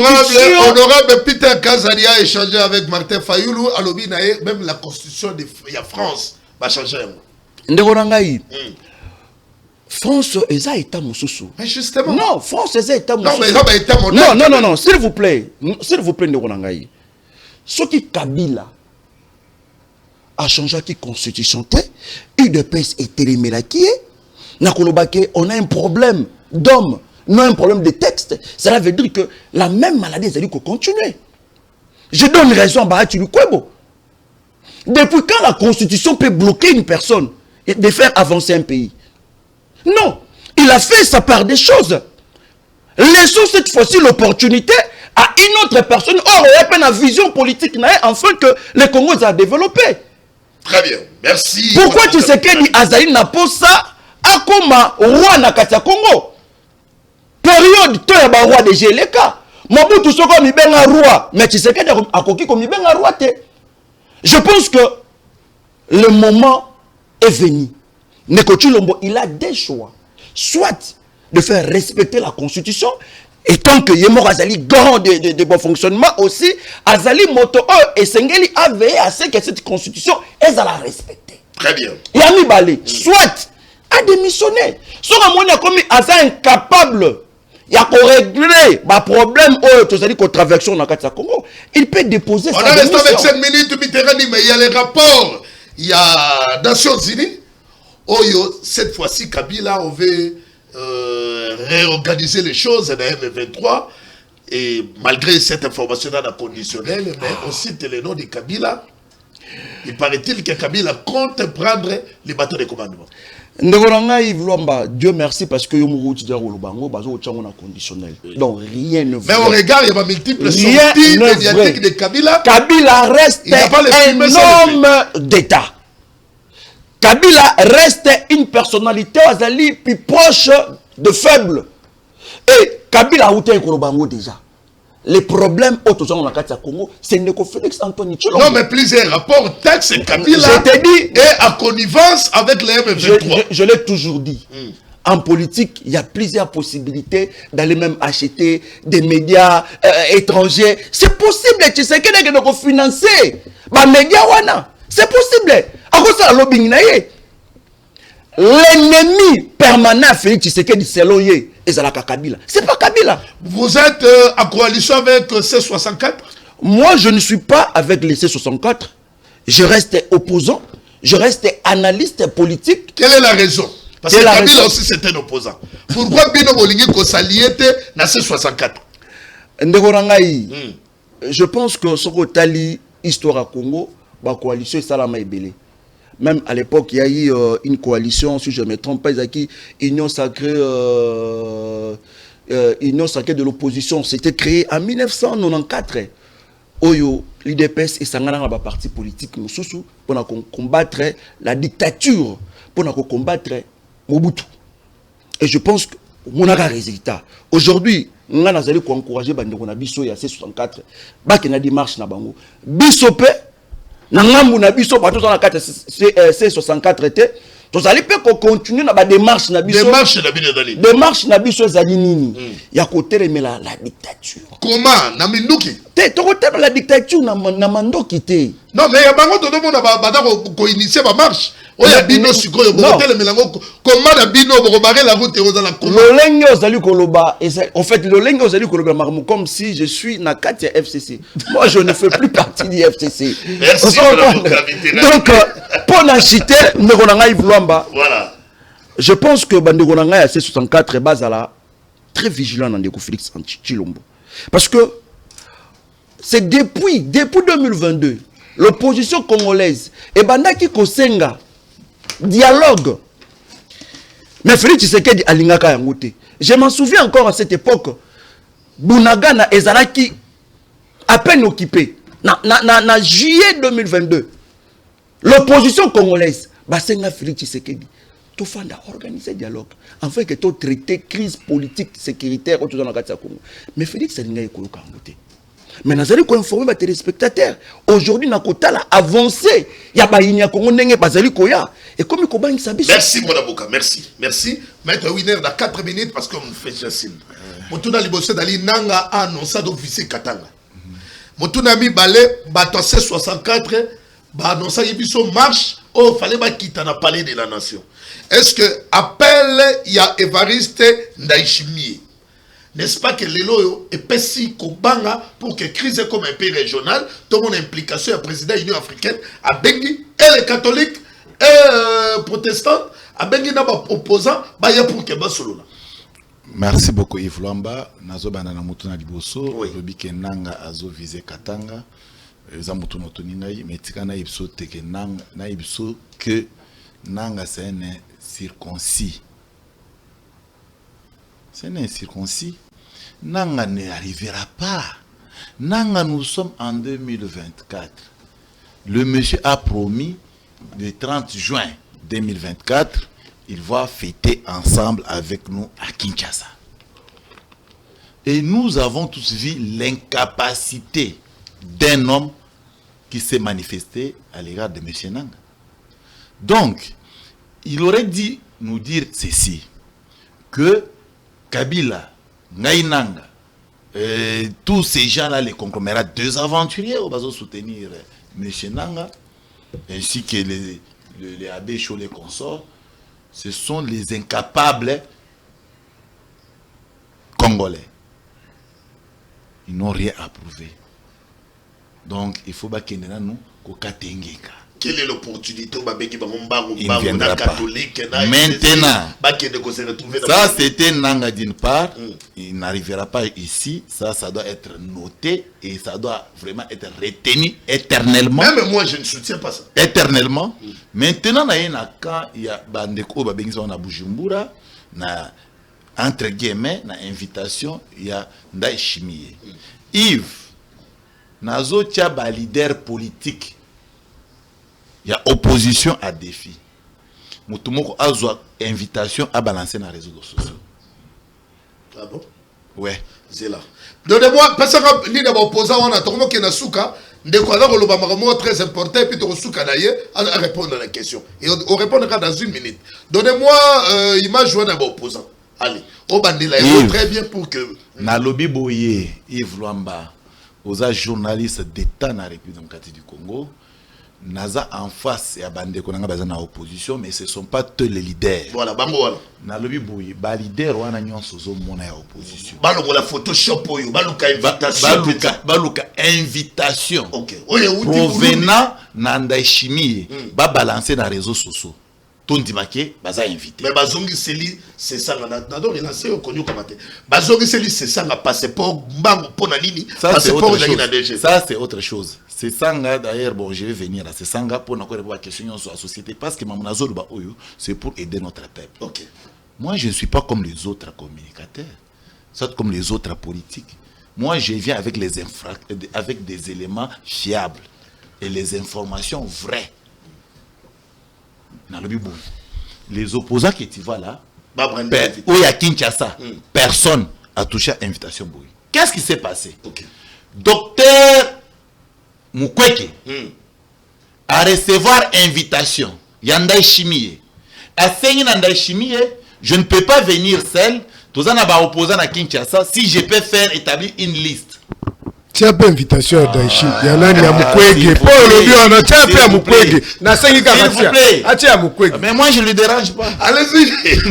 Tu as Mukwege. Docteur Mukwege a reçu l'invitation de croiser Ndaï Chimie. Dans des pourparlers politiques bien sûr. C'est comme ça qu'il demanda que il y a aussi d'autres opposants. Baza na Kinshasa, baza na kati ya osala makelele. Est-ce que je peux annexer leur nom? C'est pour ça que je ça la liste. Dans le motema mabe ya Fayulu, en faisant la liste, a écarté Ndombasi, a écarté Vouf, a écarté jeune leader Nyonsona Kinana Owena a écarté Bango, c'est-à-dire na esprit ya Fayulu bana wana baza brouette pour naïe. Abaingi sesanga, bache komba sesanga. Bache kombo akabund, bache kombo ya nani oyo mutu na biso oyo azalaka ensemble mutu ensemble, bache na kombo ya mutu ya Matata Ponyo. Bakende na liste. Donc c'est-à-dire avec dire bakelo bangulu ya docteur Mukwege. Maintenant voilà la diplomatie de docteur Mukwege. Aizo boya tokutana kuna. Le temps que bakomi kuna Ndayishimiye ici bango nazaki na intention ko yamba bino en bloc mais le roi bosso beaucoup mieux je ne peux pas refuser de vous recevoir nazo yamba biso cas par cas. Ozola naïve. Aola yamba biso bango cas par cas. Information. Oh Yves. Moto so ko tourner ba bon mais winerte. Te mais mu kweka dakana bino te dakana. Na lobi hein. Moto so mais winerte. Kasi mu kweka. Yo limba qualifier ngane ba qualifier ngana Kinshasa. Winera za service. Winera za muta service. Mu kweka na ramification union sacrée. Na lobi boye Yves. Ouais za mato ya koyoka. Ayoka. Bon, catholiques, Église catholique, ils ont reçu l'invitation. L'invitation a été adressée à Mbongo. Mbongo ayoki soni pas sur le. J'ai dit des histoires vérifiables. Moi, je ne suis pas comme les autres. Je ne suis pas comme les autres. Je ne suis pas comme les autres. Mbongo a eu invitation. A établi le peuple à Combo. Parce que l'invitation était intime tout personnel adressée à M. Mbongo. Et c'est comme ça qu'il y a personnaliste. À 5 mêmes mécanismes. Et c'est même. Maintenant, tous ces gens-là, au quotidien, la copée sangaï, réunion bassin d'Aïchimie, bangonyon son asal, bazal ou abana classe, merci. Donc, maintenant, yoka, l'erreur qu'il faut y avoir commise. A Komikuna a présenté cahier de charges. Maintenant, on va recevoir chacun d'entre eux par rapport à cahier de charges. Il faut a demandé à la première ministre. Denis Sessanga demande à la ministre de la Justice, Yves Luamba, je suis au Congo, naloba makambo et ça toujours. Naloba bino makambo Adolphe Muzi tout de la budget. Nazoim c'est bino que la demande principale, yandeko nani de Faden House et ça pour comme premier ministre. Merci. Et cette demande, il sera reçu seul. Merci. Merci. Je vais parler avec Maître réplique. Donc, oui,